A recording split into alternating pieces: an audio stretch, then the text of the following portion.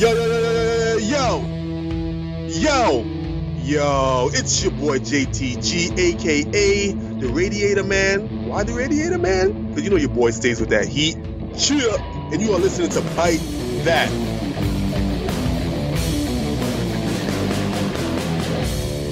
Hello, everybody, and welcome to episode 90 of Byte That, a weekly podcast where we talk about the ups and downs of everything we love about the world of professional wrestling, which apparently includes having two big shows in the same month. My name is Juan Velos. I am from the San Juan, Puerto Rico. Not just San Juan, but the.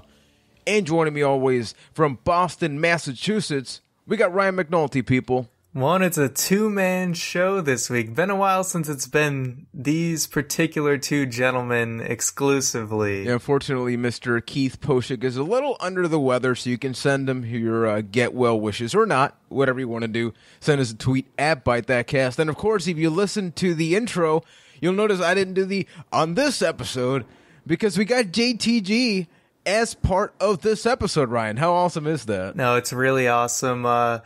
That JTG was able to do an interview. Juan was able to conduct that. You'll be able to hear it at the end of the show, so definitely stick around for that. It was awesome. No, definitely. There's a lot of things to talk about. Obviously, we'll be getting to our payback predictions, but I always like to start off with the general question, which is with Mr. McNulty, what'd you think of Raw? I thought Raw was very raw. It was just very middle of the road. Undercooked. Yes, exactly. But no, I meant in the terms of it was just like a very average Raw. Nothing too spectacular, just kind of a by the numbers setup going into a pay-per-view, which, you know what, when you only have 3 weeks to promote a pay-per-view, you can't expect things to get too crazy. You can't expect too much development, but it seems like they did all their development last week and they just were kind of spinning their tires this week. Although history has sort of shown that whenever they have a short amount of time to build, even though we're not looking forward to the show, I guess, from a story standpoint, the matches tend to be pretty good, so I'm looking forward to that. But, of course, I got to get to the thing that people are probably talking about the most, which is Daniel Bryan's announcement that he had to let go of the Intercontinental Championship almost a year, just over a year, I believe, after he had the exact same scenario with the WWE World Heavyweight Championship. Now, everybody's talking about the fact that, is this it? Was it just a work to get him riled up? Is this a maybe to then announce a retirement? Where do you think this is going? I don't know. I'm just saying hopefully next year he isn't like relinquishing the Divas Championship or something, like he's downgrading. He's running out of options. He's downgrading a belt every year. What scares me is how much uncertainty there is.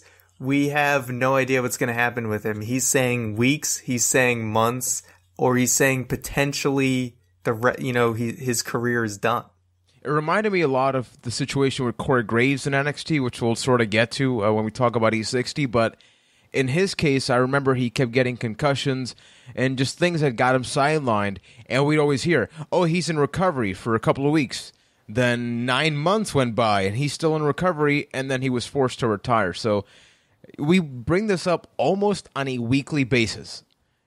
At some point, you just got to go like, man, it's okay, Brian. You know, you had a very good career for the short amount of time when you think about it that you were in the WWE. Yeah, the thing with Brian is I just feel like he doesn't want to slow down and he doesn't know any other speed. And that's fantastic for matches. Yeah. But not for longevity. And if it means that he has to retire, he can still be proud of having an amazing career, defying odds, doing things that nobody expected he would ever do, getting to heights no one thought he would get to. So if this is the end of his career, he did fantastic. Hopefully it's not, but for his own well-being, it's kind of like a Kurt Angle effect where you're just like, okay, you've done enough. Exactly. We don't want you to die, okay? We love being entertained, but we also value your health. So now he's going to go into TNA and then face Samoa Joe, who's not there. So he's going to be severely disappointed. But obviously something else that we got to bring up, because with the Daniel Bryan thing, I mean, this is going to be an ongoing topic. We'll be bringing it up pretty much every week, I guess, and as we get more things, which we got. they announced on Raw that, Ryan, we seem to have this thing with the podcast, or more importantly, the YouTube channel, that whenever we talk about things happening or not, we just end up looking horrible. So you were completely off about the pregnancy, and then maybe AJ Lee leaving, but then that happened. So who knows? Maybe the pregnancy, maybe we can predict the future or something like that. But then we found out that the Elimination Chamber is coming back, not in Payback, but in May. So we're getting basically 2 pay-per-views in 1 month. All right. Well, first of all, with that report, I was just going off a report. It seemed like it made sense. You know, wrestling news, it's not always right.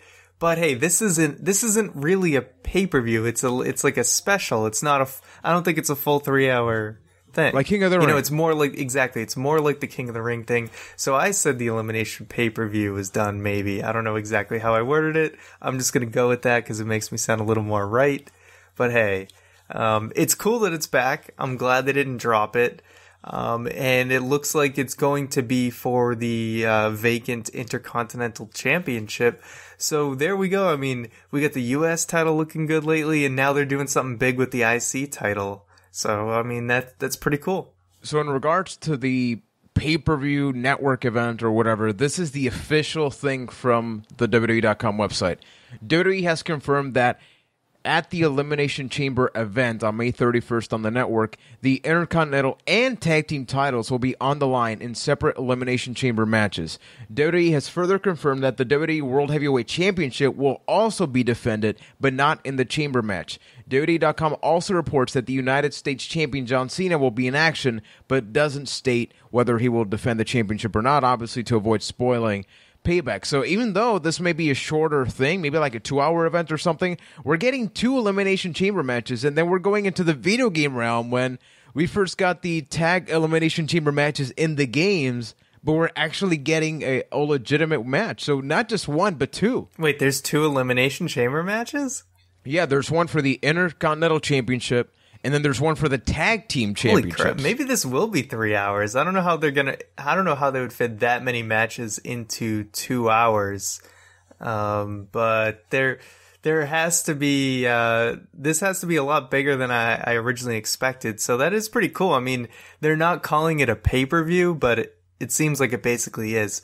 But at the same time, it's only 2 weeks after Payback. So that's a very short span of time to kind of build it up. But I actually read a thing earlier that was saying that apparently nobody's really watching the old content on the network. And that's why they're pushing for a lot of these specials, a lot of these new shows, because apparently that is a bigger hit than people just going back and watching old Raws. So maybe they're kind of fine-tuning the network and figuring out what is actually drawing people in. So more things like these would actually be really cool. Yeah, because as we mentioned in the podcast, when you go back in time, not necessarily everything is good. And then you got to like go in, really deep to just find the good things. And it's better to just watch something new and just a little bit more information. So this is happening in Corpus Christi, Texas, which obviously does not sound like a huge place for a WWE event. This is where TNA has actually held multiple shows. And this is originally a house show. So think about how awesome is this. And the reason that they're able to do it, you mentioned in the channel that the reason they got rid of the chamber is because they're remodeling all these arenas, and then basically they can't hold the chamber, but that this one has not been remodeled. So that they're basically shoehorning this house show, transforming it with not just 1, but 2 chamber matches. So anybody that got tickets to that, wow, man, just crazy. Yeah, I was going to say, if you just happen to go to that house show, you just happen to buy tickets for it, you are getting your money's worth and then some. You just kind of stumble into, striking gold with getting an awesome show, and it was supposed to just kind of be a regular old house show. So to sort of close this up, King of the Ring, Chamber, we're getting these things brought up into modern time, as you mentioned. Maybe people just aren't going back in time as they thought they would be in the network. Are you loving this? I mean, we complain about 3-hour Raws, but then these things happen, and they're pretty awesome. So do you think it's overload, or this is the route they should take? I like this approach where they'll do special events maybe once a month, maybe a little bit less, but it's not every week. I mean, it does seem like they're trying to, every week after Raw, they're trying to get you to watch something on the network, but that's not too bad. As long as they're not trying to give you must-see stuff every single week, that might be a little too much overload. But once or twice a month, and even when they do like these Roman Reigns things, like that's only a half an hour. It's not too much. But like King of the Ring, Elimination Chamber stuff, once a month, once or twice, I think is fine. And it makes the network definitely a lot more appealing because you're getting more than your money's worth now because you're basically getting multiple pay-per-views for the price of one, essentially. Oh, pretty much. And just for everybody listening, think about the fact that on May, just like almost every other month, it seems to be a free month for the network. So we have Payback. On the 20th, we have the next TakeOver event for NXT, and then Elimination Chamber. That's 3 really big shows in just 1 month. And a lot of people that are going in, they didn't pay a dime. Now, we keep paying $10. I mean, that's fine, I guess. I'm satisfied with the product, but it kind of sucks at the same time. But talking about positive things. So the John Cena U.S. Championship Challenge continues to happen. And, of course, the Mr. Challenge, what can we call it now? Because his thing is the man that gravity forgot, but it's also just like somebody's challenging somebody. All right, I'm in. I don't know, challenge opportunist, Neville? Doesn't sound quite as marketable, but go on. What do you think about the match? I want to ask you first because I always got to give my opinion first. Uh-oh. What did you think about the match? I really think that Neville shows that, I think I mentioned this like a week or 2 ago, that we are seeing the next crop of talent. And it started with the Shield, which is like smaller but more agile. And I'm not saying short, but I mean, none of these guys are short by just standards, of the human nature. I don't know what that is, but I think that this match really shows that the torch is being passed. There's something happening backstage because John Cena is making everybody look like gold. Not only do we get Sami Zayn kicking out of the Attitude Adjustment, but we're seeing Neville also.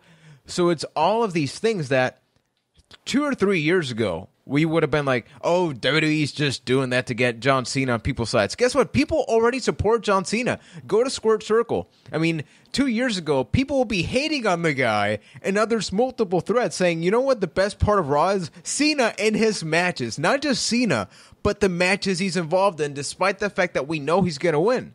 And we're okay with it. No, that is crazy, and I actually really liked his promo before the challenge talking about there's some people because of politics and things like that that'll never get a shot at the world title, but the U.S. title represents opportunity, and I thought that was really awesome and a really excellent way to put over the U.S. title. Now getting to the match. First of all, I love the match. I think it was great.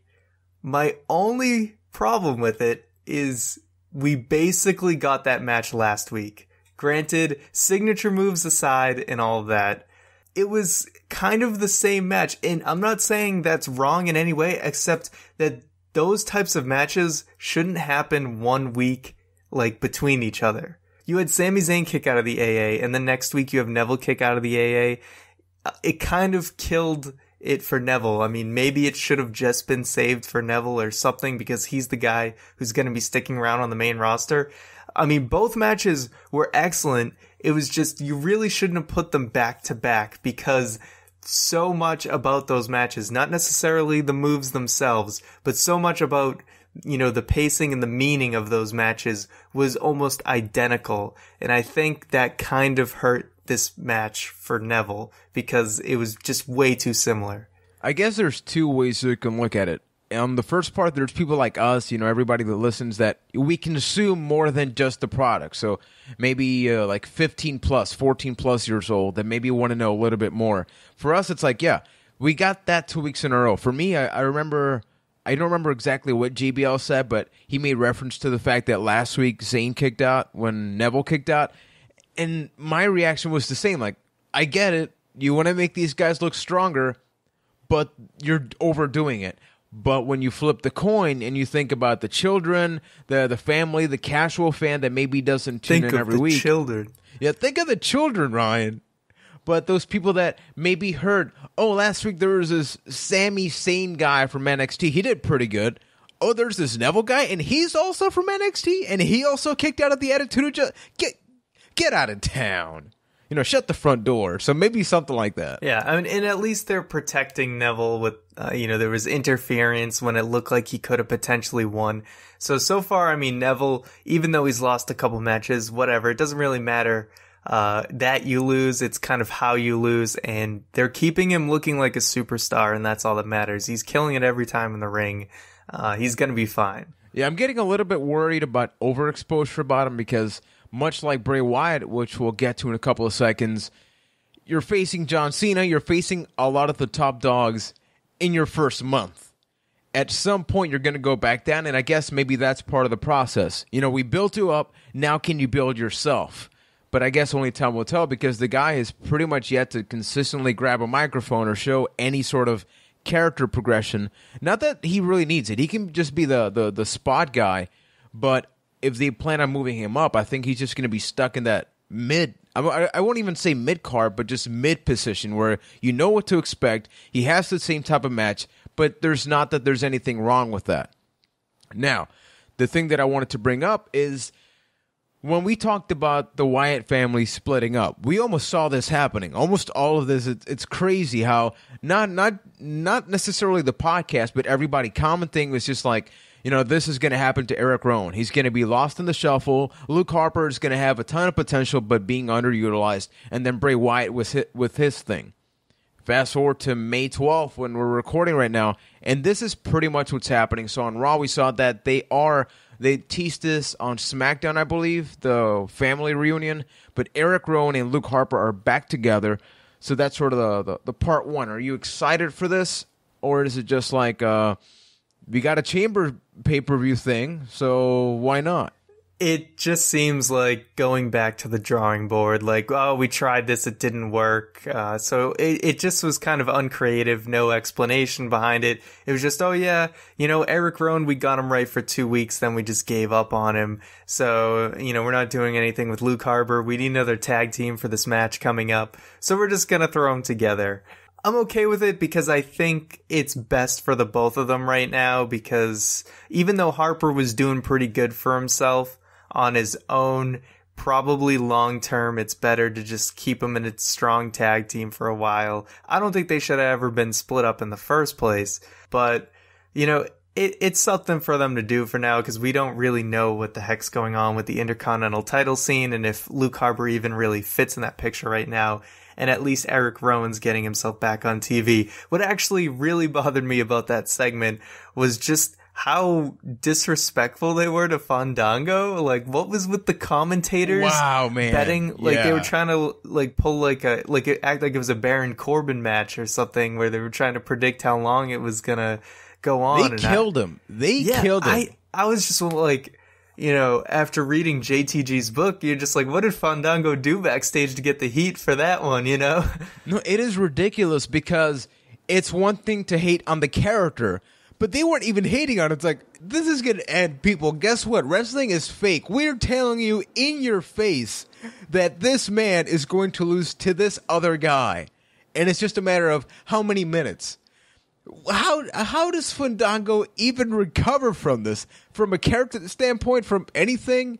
I just have no idea what the hell was up with that. It's just, I kind of hate when it's like all three of them are just acting completely disrespectful. And I know someone's probably in their ear about it, but it's just, I don't know who thinks that makes for great television. Especially when you had the Fandango movement, everything. I think the Fandango character is horrible.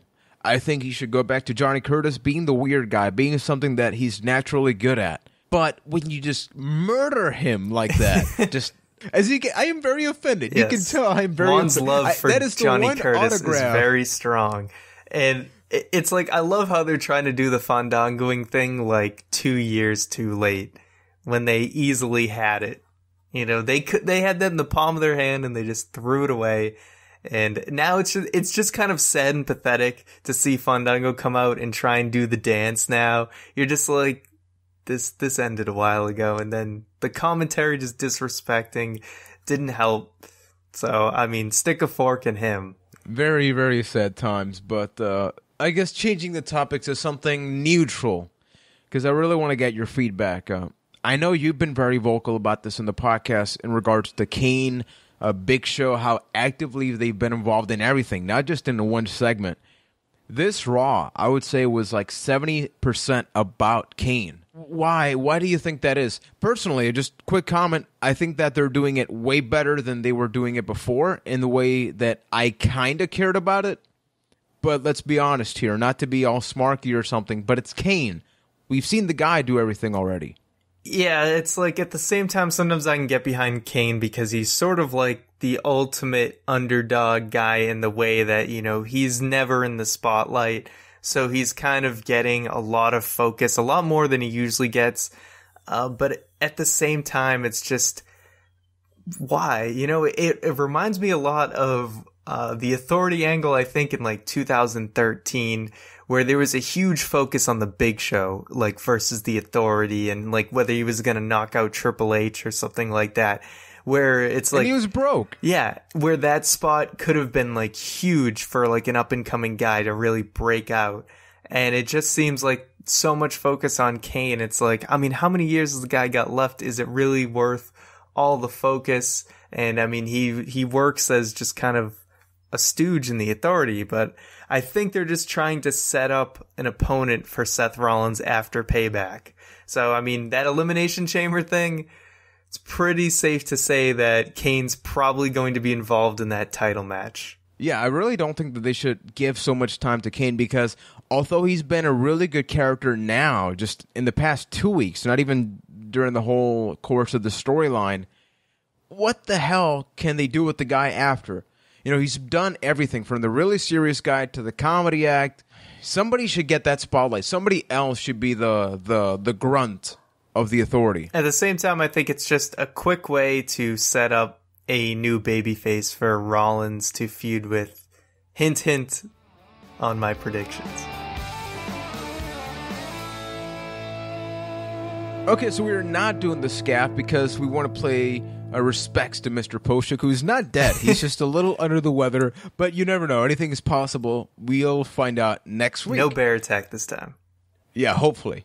So one of the things we always want to plug is our YouTube channel, youtube.com/ByteThatCast, where this week we're approaching the season finale of Fight Night. Things are heating up, almost literally. So Keith Poshik is the new Fight Night GM. I think that's why he's not here, Ryan. He's busy doing Fight Night stuff. Very busy guy, but there's always that happening. So this episode, we're going to have Hans Chattington take on Roman Reigns. If you're wondering what the hell Fight Night is, it's a fantasy league that we love to do. Ryan and myself commentated, have a great time doing it. It is outrageous. We do not pretend to be like overly serious.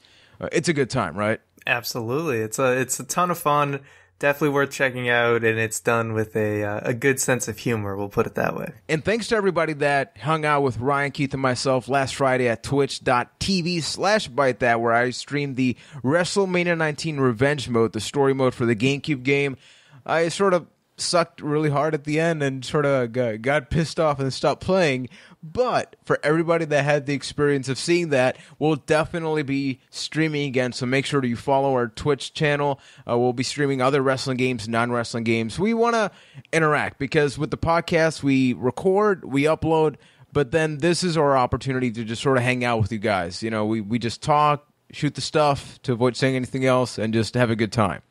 Now, Mr. McNulty, there is another thing that we wanted to talk about in the show, which was heavily promoted last week. It is ESPN's E60 Behind the Curtain, a documentary that has been very well received by pretty much everybody, especially those that love to watch NXT. It is following the careers of three guys, Xavier Woods, Corey Graves, Adam Rose / Leo Kruger, and just sort of the triumphs and tragedies that they sort of have in NXT. So, Mr. McNulty, what did you expect before hitting play? Did you think this was going to be just, there's a wrestling ring and they train and work hard? Or did you think it was going to get as personal as it did? I definitely did not expect it to get as personal as it did. I thought it was going to be a general kind of overview of what NXT developmental system.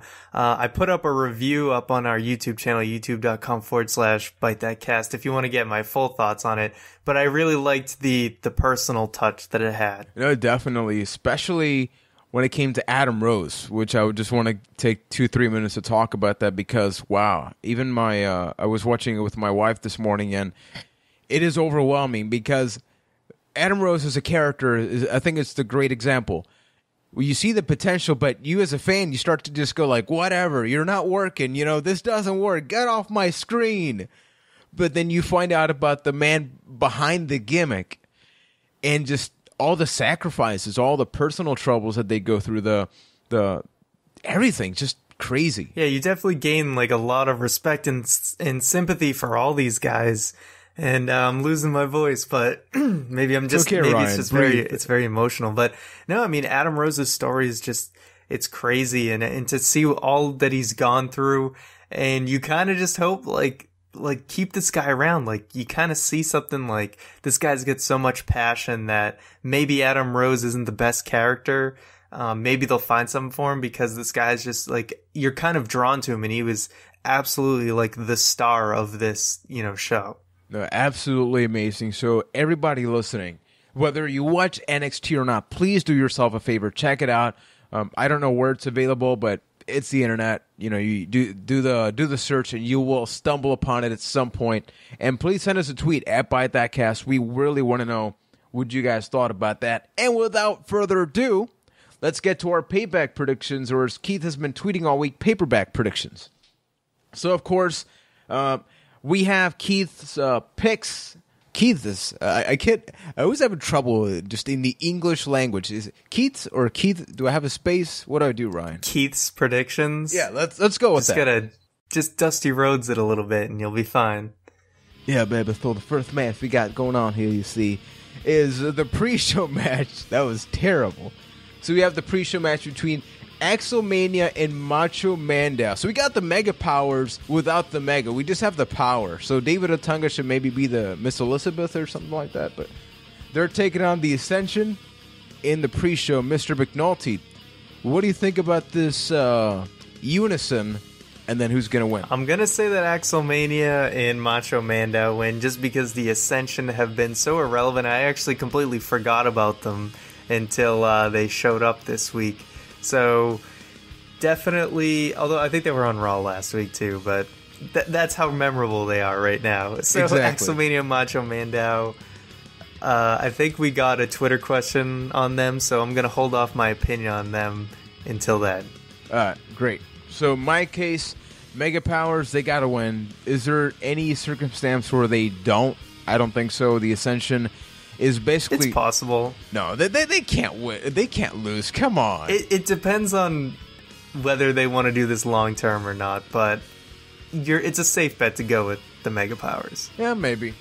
I agree that they're going to win. Keith agrees that they're going to win and points out when creative... I'm going to try to do my Keith. When creative has nothing for you, why not recycle the Mega Powers, right? Did I do a good job? That was pretty good. So next up, we have Neville versus King Barrett. So this is no stakes right now. I'm going to say... Did Neville win at the last pay-per-view? I think he did. I don't remember. So that's how good it was. No, it actually was a good match. But I'm going to say King Barrett because, he's fresh with this King of the Ring gimmick. They're going to keep him looking strong. Going to be a great match. Neville's probably going to get very close to winning. I think he did win at the last pay-per-view, so I'm going to say Barrett wins here. I'm actually going to have to disagree and go with Neville. I think that he has been built up very well despite the fact that he's lost a lot to the point where he can get this. And King Barrett has lost after the King of the Ring, so this wouldn't really hurt him. And he's a bad character, so no pun intended. And for Keith, he will actually agree and point out this is probably the match of the night, and it will be cool to see Neville get a pay-per-view win. Neville did win. Tinfoil hat bonus.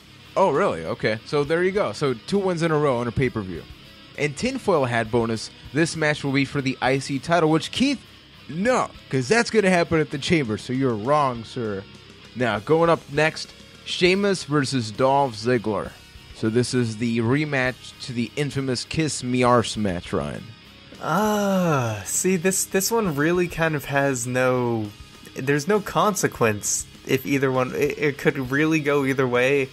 Just because Ziggler snuck out the win on the last one, I'm just going to go with Sheamus by default. I will go with Sheamus, not just because of that, but because there's something about Ziggler that is really annoying me. Just every week he's adding something to his clothing for no reason. He's trying to look like Bruce Springsteen or something. And it is 2015, man. If this was like 2001, maybe, or something like that, I'd be okay with it. But no, just be yourself. Ashley Massaro, we're bringing that back. It's been like 20 episodes. It's back. So I'm actually going to go with Sheamus. But Keith, however, actually goes with Ziggler and says, because arse kissing revenge. Now up next, we have a tag team match. The champions, The New Day, are taking on the team of Cesaro and Kid. It's hard for me to think that Cesaro and Kid would lose a 2 out of 3 falls match, but the New Day is just on fire right now, and I really feel like the belts should just stay on them, and I guess it's always better when a babyface team is chasing the titles. Hopefully this isn't the end of their feud, because I think these guys got great chemistry, and I want to see the New Day keep the titles a little bit longer. No, I agree, and personally, this is the match I'm really looking forward to because I love both teams. And at a 2 out of 3 falls match, I hope they get Tom. I hope this is not a 2 out of 3 falls, so the first pin happens in 60 seconds with a roll-up. I have a feeling that is exactly what's going to happen, but that's not the point. I'm going with the New Day, and Keith is also going with the New Day, pointing out New Day is too good right now to lose, and that summarizes it better than I could right now. Now, I Quit match for the United States Championship. John Cena versus Rusev. The match to end the feud, Ryan. Who wins? All right, well, I think I said something similar a couple weeks ago, but Cena is absolutely going to win. The only chance Rusev has of winning this is if there's some sort of shenanigans where someone, turns Cena into a zombie and makes him say, I quit, or something. Unless there's some act of God that causes Cena to have some way of saying I quit. So I think a listener actually brought up a possibility of threatening Lana or something, kind of similar to the Mick Foley Ric Flair I Quit match from a SummerSlam many years ago. But I still pick Cena because Cena doesn't lose I Quit matches.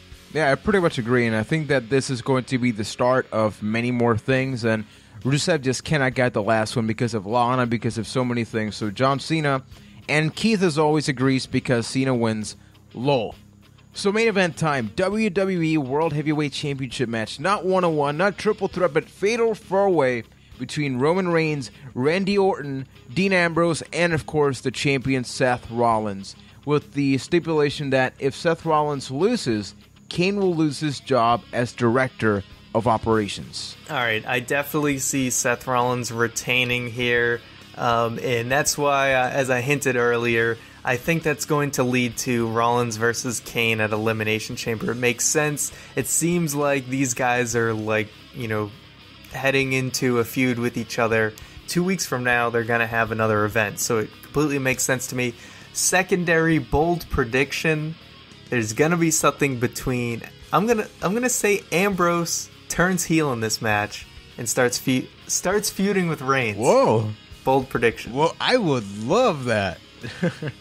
Wow, really? Yes, I just have a feeling because I'm like, who's Reigns gonna feud with after this? And I just feel like that makes sense. That's true. I just like everything about what you said, so I'm going to agree with that. And obviously, I don't think there's any way Seth Rollins can lose. Keith very much agrees, and will point out Kane will do what's best for business, yada yada. I think they are going to keep the title on Rollins for the next little while, at least until Battleground. Roman will probably win the Money in the Bank, win the belt from Rollins and Battleground, and then face Lesnar at SummerSlam in a WrestleMania rematch. He went pretty far out there, huh? Yeah.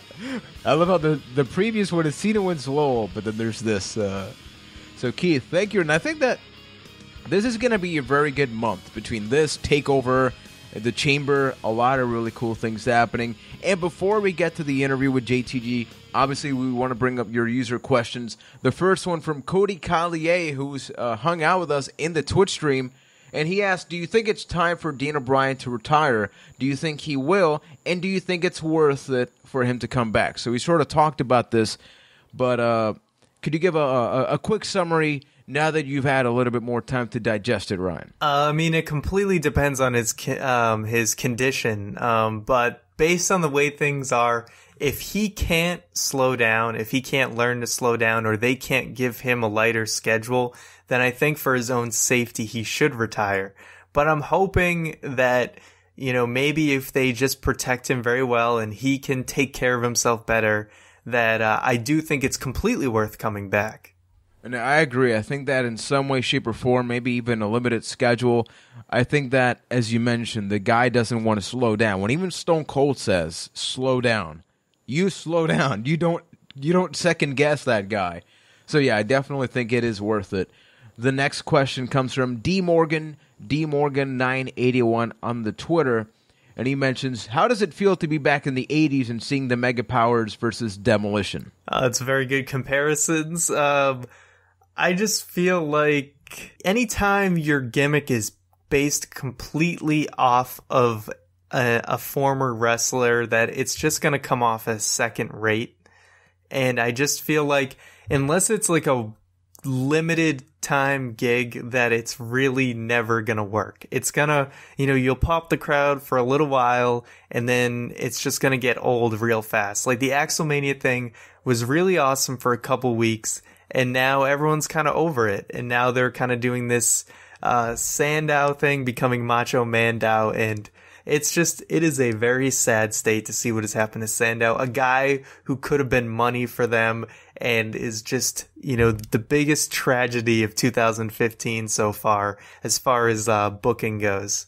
And then the Ascension haven't been relevant, so I wish I could be excited for it. All these guys deserve better, but it's just a sad situation. Yeah, I don't think excited is the word.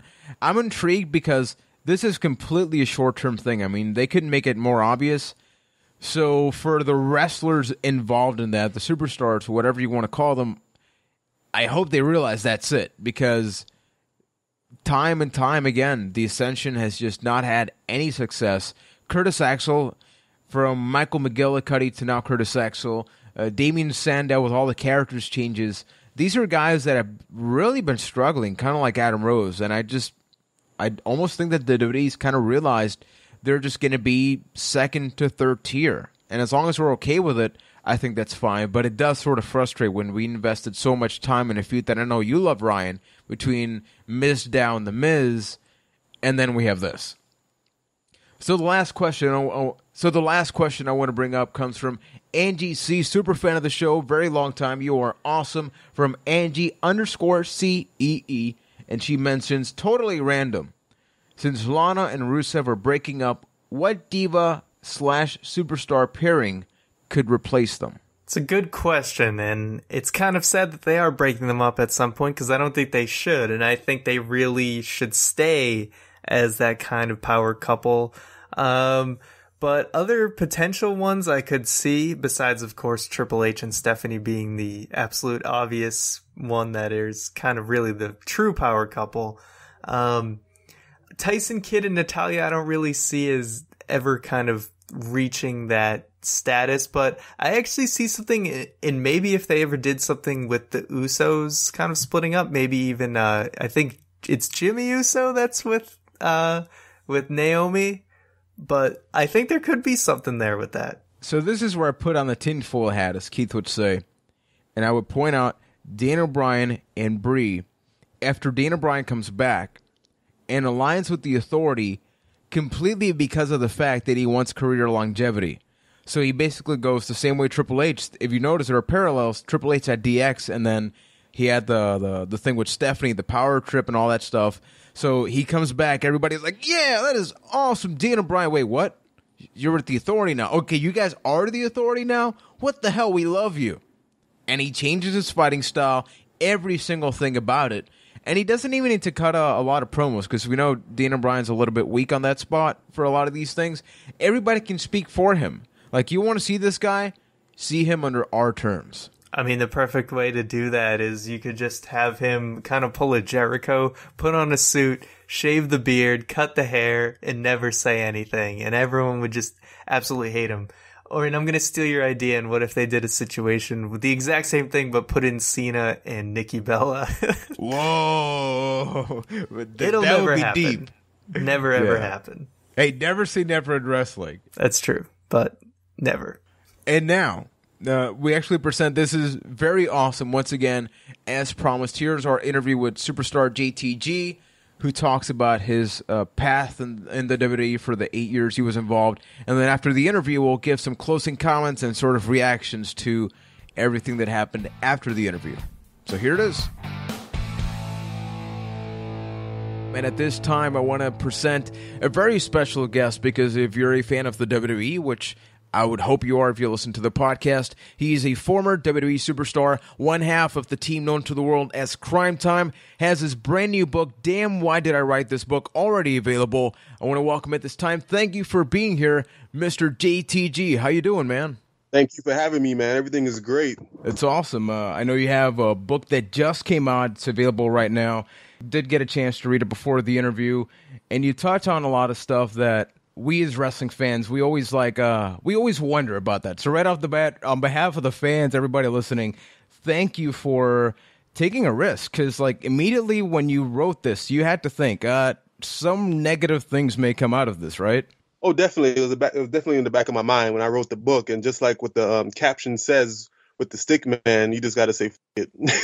Yeah, it's part of the process. Oh yeah. What motivated you into just sitting down, writing all these things, because it's like a memoir. It's like capturing 8 years of your life in a very interesting way. Yeah, I just wrote about specifically the heat. I didn't want to do an autobiography. I didn't want to do my entire time with the WWE. I wanted to, give fans the juicy material, what everybody wants to hear. They really don't know too much about heat. So I wanted to give them a glimpse of the subculture world of the wrestling business. And what motivated me to write this book throughout the years, with the WWE and even on the indie circuit, wrestlers' pastimes is to tell stories. Yeah. And throughout the years, I've been telling these stories, and there's a lot more, so there's definitely going to be a part 2 or 3. I just shortened it up for the first one. And it's really good because you cut right to the grain, man. Oh yeah, I just went straight to the juicy part. I told these stories, and I get the same reaction every single time. Hey man, you need to get this on paper. You need to write a book. And I'm like, I would say, come on man, cut it out. And they're like, no, seriously, people will pay to read this. I'm like, all right. And then the back of my head one day, I was driving, and then I just said, you know what? Let's do it. I'm gonna write this book. This book talks about the heat, all these things that you gather during your career, but of course there's always a beginning. There's always that kid in you that wants to become a wrestler. So what really made you get into wrestling? Growing up, man, my mother was a big wrestling fan. My mom would take me and my older sister to Madison Square Garden when it would run every month, and we would be there every weekend. And it was kind of like a tradition, in my family. And then I just grew up loving wrestling. I was definitely passionate about it. And then my mom was a big fan, so she definitely supported me, when I was training and going through the struggle. Like, you can't be a professional wrestler if you don't have somebody supporting you, that's behind you, giving you like, you could do it. And that's what she instilled at me at a very young age, that I could do anything. So I got to give a big shout out to Mama JTG.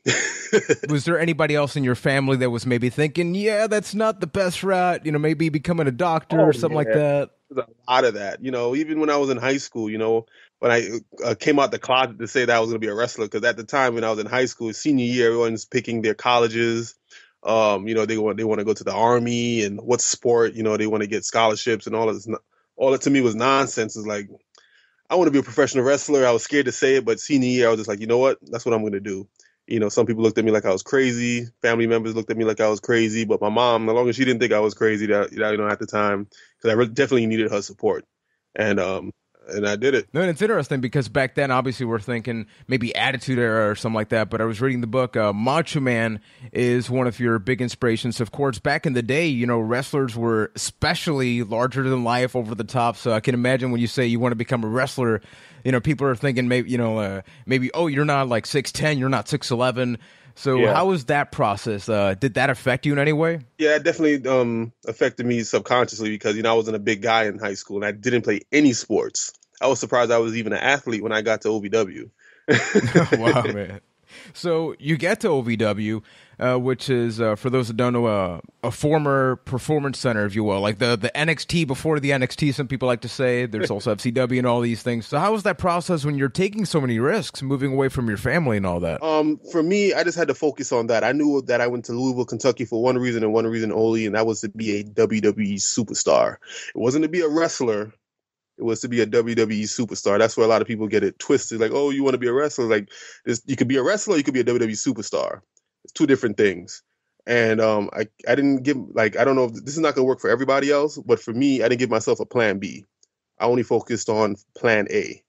And that worked, and it worked out for me. And how long were you in the development process before you got the call to move up? I was in OVW. I moved to Louisville when I was 18 years old. 18 years? Yeah, I moved when I was 19 years old. 19 years old, I'm sorry. 19 years old, and then I got the call when I was 21. Oh, wow. So that was actually about 3 years, 3 years more or less? Yeah, about 3 years and some months, yeah. I was in the podcast for about 25, and it's crazy because at around this age, back in the day, all the wrestlers were generally older, like 28, 30 something. Yeah. In your case, 21, and you have a WWE contract. What's the thought process in that? Well, I was very mature. When I moved to Louisville, I was already 19. I hadn't got Shad, my tag team partner. He hooked me up with my first apartment. And Shad, helped me grow up in a lot of ways. That was like my big brother. For the last decade, Shad's been my big brother and definitely helped me grow up. Also, Elijah Burke, I don't know if you guys remember him. Yeah. He took me under his wing. Armando Estrada, he took me under his wing. So I had a lot of big brothers, that helped me mature faster than any other 19 or 20-year-old. And these are all guys that sort of start at the same time. Armando obviously was with Umaga. What's the process when you see them sort of get an opportunity, but all these guys, you point out in the book, guys that you think like Tyson Kidd should get opportunities, but they don't really get that. Does that bother you? No, because I know the system. If I didn't know the system, I didn't understand how everything worked, then it will definitely bother me mentally. But since I know how it works, I'm not surprised. So you talk about the system. In the book, as you mentioned, you talk about the heat. Now, us as wrestling fans, once again, the heat that we know is largely from, dirt sheets. Oh, this happened with that guy. What is heat for somebody like yourself that has lived? You've been in that system for 8 years, so you know better than anybody. What is heat? So to break it down pretty much, it's pretty much cooties for grown-ass men. It's a dark cloud that follows you after a conflict with someone else who's on higher in the totem pole, or even somebody in the same bracket as you, and it's just like nobody wants to. If it's bad enough, like let's say I had heat with a top guy, nobody in catering wants to sit next to you, nobody wants to drive next to you because they don't want heat by association or that same person. Everybody wants to be close to the top guy, get on their good side. So they're not gonna want to have any association with the person they got heat with over something that's silly or so petty. But that's just the way, again, the system is. And how do you feel when, these guys that you sort of idolize or, look up to when you're growing up, and they're sort of at the top of this food chain, and a lot of times they have that decisive power with your future? I know. That's when I had to wake up, and I'm glad I found that out at an early age. It's like, it was definitely, at first it was heartbreaking. Then I understand it was a business. It's hard to explain, how to try to articulate it, but it was definitely heartbreaking. That's the name of the chapter, Heart. That's what you're referring to? Yeah, no, absolutely, because you're talking in one of the chapters about, this person that you idolized, a legend in the business, and obviously sometimes they pull you aside, and I can't even imagine, like, you bring up 5-year-old JTG, what would have thought in that time or something? Oh, yeah, he would definitely cried in the corner. Yeah. That day, it was just that day too. It was just like everything was going so right, and then a big record scratch. So you're backstage, say Raw, SmackDown. You go overseas. When you start to get this heat, based on everything you described, how do you keep yourself motivated? You keep yourself motivated because there's a end result. Well, I had an end result. It never manifested. In the tag team, I wanted to go the same route as my idol Bret the Hitman Hart. He was in a very great tag team, legendary Hart tag Foundation, team. yeah. Hart Foundation. And I was like, I'm gonna go the same. I'm gonna go the same route. I'm glad I started off as a tag team. Again, a popular tag team. and then go the singles route. So in the beginning of my career, you know, I always, okay, I'm getting heat with Shad. You know, me and Shad are getting heat, but one day I'm going to go solo, and I'm going to take off because, you know, at the time, you know, I was getting a lot of good feedback from Vince McMahon. You know, he'll pull me to the side and be like, you got so much charisma. You have a bright future ahead of me. And when Vince tells you this, you feel like $1 million. You know, Vince McMahon, the owner of the WWE, when he tells you that, you feel like a rich man. You feel like you got $1 million in your pocket. Like you can already see that, see the money in your bank account. Like, damn, the boss is telling me this. So when I was getting told that at a very young age, you know, I already knew the end result. So nothing was really bothering me at the moment. You know, I would get heat, you know, I just lay low, and then I knew the end result. I had a vision. All these things that you point out in the book, obviously people, you got to check out. And the book, by the way, I want to point out, it's 99 cents. So there's no excuse not to get it. Why do you think that structure is in there? It's a cycle, and it's never been ended. You know, even when I hear the agents, the old school agents, they get mad at us sometimes, the talent, for using the GPS on their phone. Like, back in my day, we had maps. It's like, what? So we don't have to use maps anymore. It's like, so it's just a cycle that's been passed down from the 70s, 80s, and it's just been kept going on and on and on, and no one put a stop to it. It's just Do you ridiculous. think it's going to change over time based on everything you're seeing? I don't think so. Nope. Wrestling as a whole, do you see it changing throughout the times? Of course, back in the day, there wasn't social media, but in here, there's a chapter where you had a huge hand in something that happened between, you know, pay and all these things, and it was because of social media. So is that good or bad for wrestling? I think social media is great for the, I'm not going to say for wrestling, but it's great for the boys. You know, if they have a disagreement, and, you know, the route that I went, I didn't want to go that route, but, you know, something had to be done. So social media is definitely a great platform for the talent, and I wish they would take more advantage of it. Oh, definitely. Of course, there's some characters, like, for example, in your case, Crime Time, more realistic guys can definitely benefit from that. I want to ask you, what do you think about, let's say, classic characters? You know, you're a fan of old school wrestling. Of course, there are people like The Undertaker, who is still semi-active today.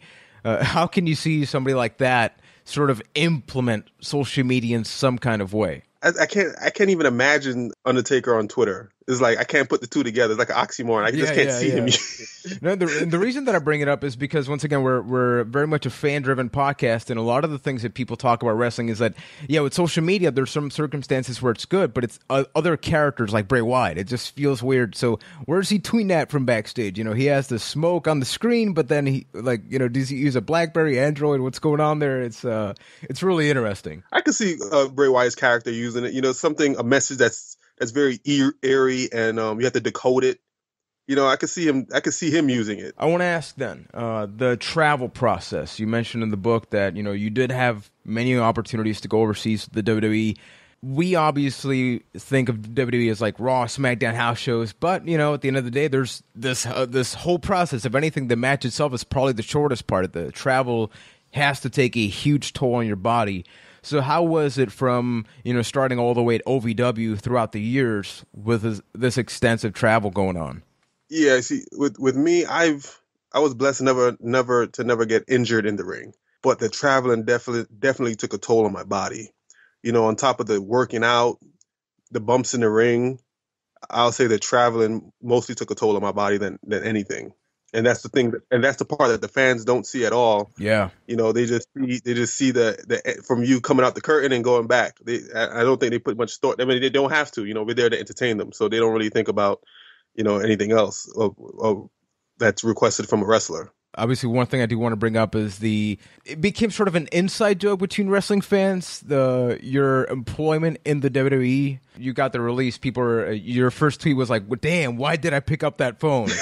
People were effectively playing with your career. You know, people were just pointing out, "Oh, JTG has been employed for this many years. How long will it be?" Do you embrace that because in some way people are aware of you, or at some point do you go like, "Come on, like I have a family, man. Like this isn't funny." No, absolutely, I didn't. I never had a negative outlook on it. We, as performers, entertainers, we put ourselves out there for you guys' amusement, for your entertainment. I don't let it get to me or take it personal.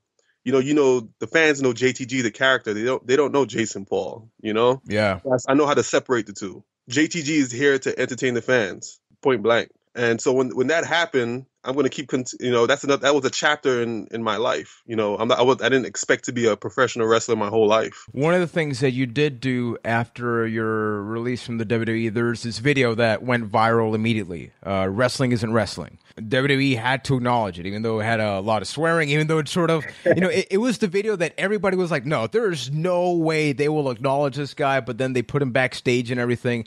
What do you think about a video like that breaks down wrestling to wrestling just doesn't make a lot of sense sometimes, but that's why we love it? Exactly. It takes you out of reality for that. How long is it now? 3 hours? Yeah, exactly. 3 hours. It takes you out of reality for 3 hours. Suspend your belief for 3 hours. That's why fans love it. It's like going to a movie. When you go see, I didn't see Fast and the Furious, but I could just imagine there was some ridiculous stunts in there that made Vin Diesel look like a badass. And that's exactly what wrestling is. Now, JTG at some point, little JTG wanted to become a wrestler. He became a wrestler. Did that affect you as a fan? Like, did you enjoy the product when you were in it, as opposed to when you were watching growing up? In that process. It did affect me a little bit, but I was still a fan of good storylines of a good product. Even sometimes behind the scenes, I was still marking out. That's why all wrestlers are pretty much marks to an extreme, because we got into the business. We didn't just get into the business. We were all fans at one point, and we were just courageous enough to go after and pursue it. So another thing you were involved in was NXT Redemption. It was a show that was on, and people just did something. That's a lot of people have pointed that out. Yeah. How did you react when they said there's this NXT Redemption thing and you're going to be a pro at it? Yeah, I remember the day very well. I got told from one of the head of talent relations, and then we all got pulled into the room. The what you call it? From head of talent, we got pulled into a room and was told, yeah, we have, right now we don't have nothing for you guys, so we're going to make you guys pros. And we want to see something out of you guys. We want to get you back on the main roster, but you got to show us some long brass ring talk. And I'm just like, man, whatever. Yeah. I'm just gonna keep doing me and show the people my personality and charisma, because that's what brought me to the dance in the first place. I didn't really change anything else different.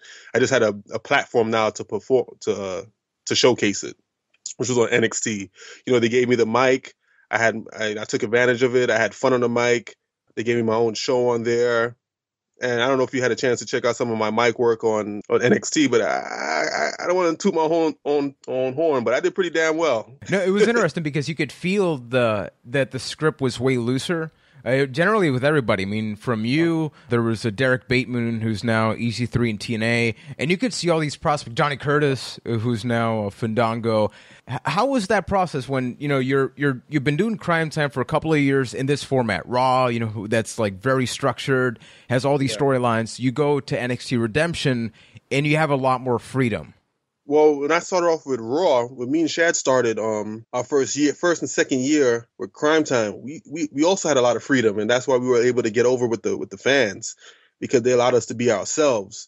When they started to be more strict with the script and storylines and what we can't say and what we could say, it was just like, oh man, this is not as fun anymore, and that's what took a big toll on our popularity. When they started getting more involved with what we had to do. Obviously you were involved with pretty much everybody. When the reformed DX, you faced off against the Spirit Squad. You had your SummerSlam match against Jericho and Big Show. As somebody that grew up just wanting to be a wrestler, was there at some point where you were like, okay, yeah, this is it. What's happening right now, this can be the rest of my life? Yeah, funny you brought that up. My old partner, Brian, who the world knows him as Abraham Washington, me and him are very, very close friends. And we were at SummerSlam. That was the when it was at the Staples Center, and we started reminiscing, like, damn, we came a long way. We came from OVW. He was working at Chili's, and I was working at the daycare at the gym. And like, we're at SummerSlam. He's like, I'm on the card, and I'm wrestling Big Show and Jericho. And then I'm just standing there, and he's talking. I almost dropped a tear, but I'm too gangster for that. So I didn't let it roll down my cheek. But yeah, I definitely had a moment there, like, damn, I'm wrestling Big Show and Jericho at SummerSlam at the Staples Center. This is mind blowing. Just listening to you, It's great because you can tell there's always like the wrestling fan inside the wrestler, and I think that's where podcasts sort of help a lot. For example, Sheamus is a guy that's, currently going as a heel, but of course, we know the 18-second thing with Daniel Bryan, all these things that happen, but then you listen to a podcast and the hate just seems to go away because then you hear the person, like right now, you have this forum and you get to choose, you have no filter. Like, it's not like, you can't say this or you cannot. This is who you are, and, you just get to directly talk to your fans. Yeah, man, and I love engaging with my fans. Twitter, Instagram, hit me up. I reply, I respond. I appreciate all the memes. I don't care if it's negative or bad. I'm entertained by it. As we slowly close down, what would you say was your favorite moment? It will have to be the match at SummerSlam with Big Show and Jericho. Just working with Jericho alone, like I mentioned in the book, he's the best in the world to work with. He's when in wrestling, there's egos. It's, oh, you can't do that. What's your finisher? Oh, that's good. Yeah, we're not doing that tonight. There's a bunch of egos in wrestling. And with Jericho, he put that aside and he does what's best for business. He makes his opponent. If he's winning, he makes his opponent, and then he beats him. Everybody is on the same playing field. He just isn't Jericho. He's just a class act. So and it was great working with him, and hopefully work with him again in the future. We'll see. I don't know. Only time will tell. And for everybody listening, what would you say to somebody that is aspiring to become a wrestler and to somebody that just doesn't get what wrestling is all about? How would I explain that to them? Let me address the ones who inspire to be a wrestler. If you're inspired to be a wrestler, learn to put your ego to the side, shut up and listen if you get to learn, and learn to love shit. Just love it and ask for more. That's for the inspiring wrestlers.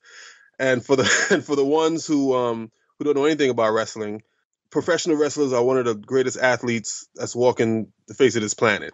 We are more than just wrestlers. We are actors. We are athletes. We are models. We're bodybuilders, professional speakers. To build a character, you got to know how to speak. We're all of that wrapped up in one. So don't just think we're just out there just beating each other up. So what's up with JTG now? Because in the book, obviously, you talk about the fact that this chapter came to an end. You talk a lot about Shad Gaspard. So what's up with all that? Me and Shad are still cool. We're still great friends. Right now with me, I'm doing a lot of auditioning out here in Los Angeles. And WWE helped me prepare for that because out here in Los Angeles, there's a lot of rejection. But I've been prepared for that, and thanks to WWE, a lot of auditioning. I got a lot of projects that I'm working on that I can't talk too much about, and also there might be a part 2 to Dan. Why did I write this book too? Hey, a lot of things going on with you, man. So that's really awesome. And in the book, you talk about the Cobra. So many things we didn't get a chance to touch up on. But for those listening, if they want to give you a shout out, if they want to get in contact with you, how can they do that? And you can holler at me on Twitter at JTG1284. You can hit me up on Instagram, JTG121084. The link to the bio is in both my bios and on both social media platforms, Twitter and Instagram. Cop the book while it's 99 cents. And because after that, it's going to go to $2.99 on Amazon. There you go. So you got to get it right now. It's 99 cents. I have read it completely. It is awesome. It's definitely worth a read. So thank you, JTG, for being awesome, for being here, for most importantly, for just tolerating a lot of stuff. And not saying negative or good. I'm just saying that, the life of a wrestler. I know it's really challenging, but you lasted 8 years in that. You're doing a lot of stuff. So on behalf of the Byte That team, thank you. Stay awesome and do yourself a favor, people. Dan, why do you write that book? Because it's awesome. So check it out, and thank you, man. Thank you, man. I appreciate it. Cheer. So, ladies and gentlemen, that was it. Our very first superstar in the show being interviewed, talking about his career. Obviously, I know that we'll be getting some questions about, if you read the book, he talks about guys like CM Punk, not by name, but by situation. I won't lie, Ryan. A lot of me wanted to bring these things up. But let's face facts. Do you want to go into that dark route and just have a really negative experience? I mean, I guess it's the juicy stuff, as he points out, but what do you think about situations like that? It's crazy. I mean, definitely check out JTG's book. I'm not a big book reader I'm not a big book reader by any means at all, but I was able to read this pretty quickly because it was so interesting. It's very short, nice read, and it is just very eye-opening. I don't think I've ever kind of seen anything like this where you get such an inside look as to kind of just the everyday life of being a WWE superstar and what it's like backstage and how people treat each other, the high school drama of being a WWE superstar. So it's very eye-opening, and it's, you really feel for the guy and just, what it's like to be maybe a lower card guy in the WWE world and how you can be treated. It's pretty crazy. Yeah, and when he points out that he wanted to become a superstar, not a wrestler, where people sometimes have that issue differentiating, but everything that involves it. He mentioned, they're role models, they're actors, because people watch them, and just the toll, all these things that happen, that you gotta do yourself a favor and get the book. And it is only $1. It may be around $2.99 by the time you listen to the podcast, but $2.99 for just supporting a wrestler, hearing great stories. He definitely confirmed. I'm checking his Twitter. He keeps bringing up the fact that he is going to be doing a second book. So if you want to get it, go to payhip.com/B/7EOJ, or just go to his Twitter, which is JTG1284. He has it in his profile, so very easy to get. So thank you guys. This has been an awesome episode. Ryan, I want to ask you, when we started doing the podcast, did you think at any point we would get not just an interview, but a guy actually with a lot of experience, that we saw the promos for Crime Time coming in, but seeing them actually be part of the show? It's always, part of the dream of the podcast is to eventually get, a lot of fantastic guests. I didn't think it was going to happen this soon. We've been doing this less than 2 years. It was awesome to get a guest, especially, a former WWE superstar. So, this was obviously a great step for our podcast. And, and thanks for everyone for listening. And we hope you enjoyed that interview. Definitely. This is the podcast for you guys. As you'll listen in the interview, I always talk about the fans because it's thanks to your motivation. And this is not the sappy stuff, but I'm serious, Thanks a lot for the support and for everything else. Mr. McNulty, do your thing, man. All right, once again, we want to thank you guys for listening to this week's edition of the Byte That podcast. Thanks again to JTG for coming on the show. As usual, we're going to go through a few of the quick plugs. If you have not subscribed to our YouTube channel, please do so. Go to youtube.com/ByteThatCast and hit that subscribe button. As Juan mentioned earlier, we've got another episode of Fight Night this week where we've got a WWE superstar involved, Roman Reigns. So definitely check that out. Of course, we've got an SRT up there that we put up this past Thursday where we talk about what superheroes would be awesome in WWE as superstars. You can also check out our other social media. You can interact with us on Twitter, including asking questions for the show at ByteThatCast. You can check out our Instagram where we post pictures all the time. It's a lot of fun. And that is the username ByteThat, or you can go to Instagram.com/ByteThat. You can also check out our Facebook, Facebook.com/ByteThatCast. And for everything else, you can go to ByteThat.com. So thank you guys again for listening. Yes, so many bites. I'm getting hungry, actually. So thank you guys again for listening, and we'll see you next week. Bite to eat.